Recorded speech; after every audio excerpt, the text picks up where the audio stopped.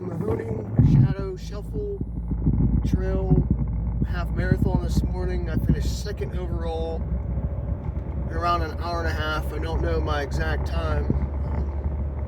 Got this cool picture of the trail with a quote on the bottom, a little plaque thing. Ran this race once before, the half marathon. I won that year. Got something similar to that one, just a different picture. It was a pretty decent morning. It was like 50 when we started. It's 64 now. It's 1 o'clock in the afternoon. We started at 9. Yeah. So it had a little bit of time to warm up, but that 50 degrees was pretty nice this morning. Nice running weather. Really couldn't ask for much more. I just wear my ISO chill shorts, wore a cutoff performance shirt, wore my naked belt with 2 9-ounce bottles, one non-caffeinated noon half tablet in the one, and then water in the other. That was about, well, no, I did start with gloves, and about 2 miles in, I did take them off, put them in my waist belt. I did do something different. Actually used my Bluetooth headphones today instead of listening to music. I don't know if that really made a difference or not. Probably a little bit, just in the motivation factor. Just listening to podcasts got a little bit more comfortable instead of putting the hammer down as I would with music, but I don't think it really would have mattered today. The guy who won was probably, I would say, at least 5 minutes before me, if not 10. So he probably finished in the 120, 125 range, where I was in the 130 flat range. It just, I don't know, I just couldn't finish today. I didn't really warm up, so I was going to use the start of the race as my warm up. So like the first 3 or 4 tenths, I was just jogging it out, getting a little loose, whatever. And then the guy who won, there was 4 of us at the start of the race, and the guy who won then just went around, took off a little bit, and I just followed him. I was going to draft him. Since I wasn't going for time, I was just like, alright, I'll just hang back with this dude, draft off of him, let him burn up some energy, and then see how things go. So that was my plan, which I implemented for the first couple miles, and then he broke away as I started to fade a little bit. I don't even know why I faded today. It was just one of those shitty days, I guess. Well, I sort of know why. I feel good. My legs feel good. I believe it was my shoe choice today. I got something in my nose, so if you see me scratching it, that's why. I wore these old Saucony Ride shoes that I've had for probably 4 years now. I don't really use them at all, except for like a rare occasion where like there's like a road race or something like that, where the course is wet and I don't want to use carbon plates, or else these would have been way past their prime and pitched. But I wore those today instead of the carbons because I was expecting the trail to be beat up a little bit like Ghost Town was last week. So I wasn't going to take carbon shoes or anything like that, or trail shoes, because the rides or whatever I have, I think they're rides. Anyway, they are a pretty good light shoe. They're actually lighter than my carbons. They just don't got that carbon plate to give me the bounce. Well, the trail itself today felt like asphalt. That's how solid it was the whole way. So I picked the wrong choice of shoes, and after a couple miles, I did notice my legs were fine and stuff like that. And I don't even want to say my legs got tired. It was more my feet got tired, and they could just feel everything on the trail from being so solid today. And without that balance propelling me forward, I just didn't have anything to maintain with the guy who won or even put up a fight. So I guess as I kept going, slowly started drifting back.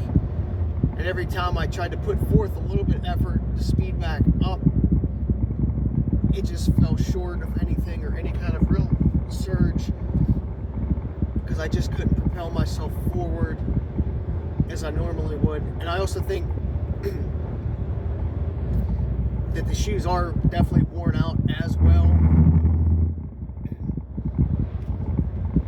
It's just not conducive to a half marathon. Maybe if I was just doing the 5K, I would have been fine.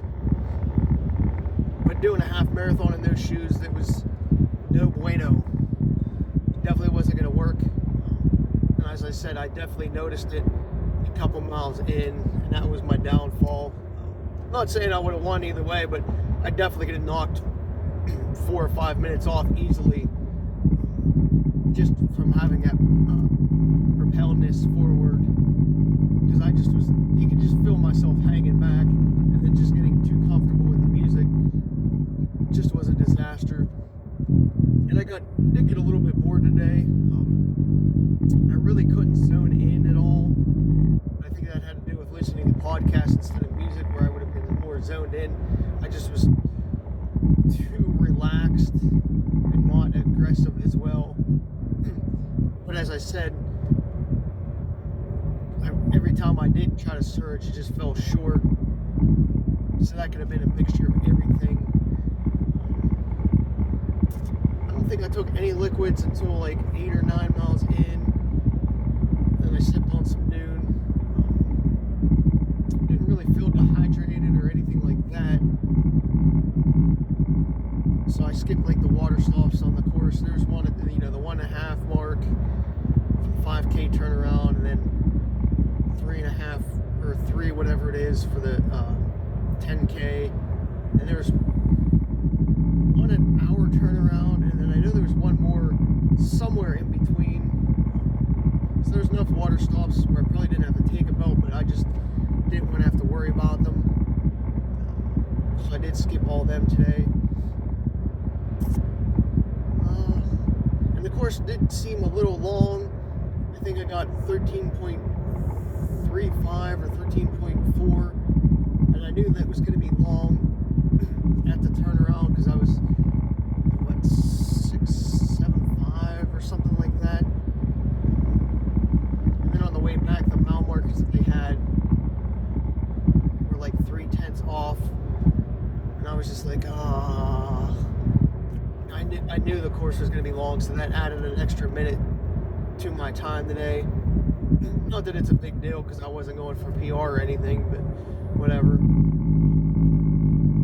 But of course, it's on the Mahoning Shadow Trail, which is what, like a 15 or 18 mile long rail trail. We start down by the VFW as you come into Punxsutawney area. And then we head out to, which I believe is mile 0 way, where the trail actually starts. Which is just, I don't know. I probably should have looked around a little bit with the leaves changing, but I just felt like bored today compared to last week. I'm trying to think anything else pertinent. But at the turnaround, the dude had 2 minutes, who won was 2 minutes ahead of me, and I had 2 minutes on 3rd and 4th place. There was a guy and a woman running side by side at the time, and they were 2 minutes behind me. So I mean, I was confident I could hang on, but I was also worried at the same time, because I knew I was fading a little bit, and I didn't know if I was going to be able to hold up at all if the 2 people behind me surged. 3rd place male was 6 minutes behind me at the time. So I at least wanted to stay top 3, since I knew I wasn't going to win unless something happened, like a miracle, like that dude who won faded pretty bad. That would be the only way I was going to be able to catch him today. Because realistically, that 1:30 is a horrible time for me on that trail. I should have been in,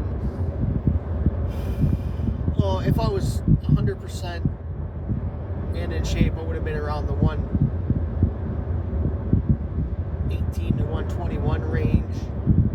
But I 125 easily. It just wasn't in the cards.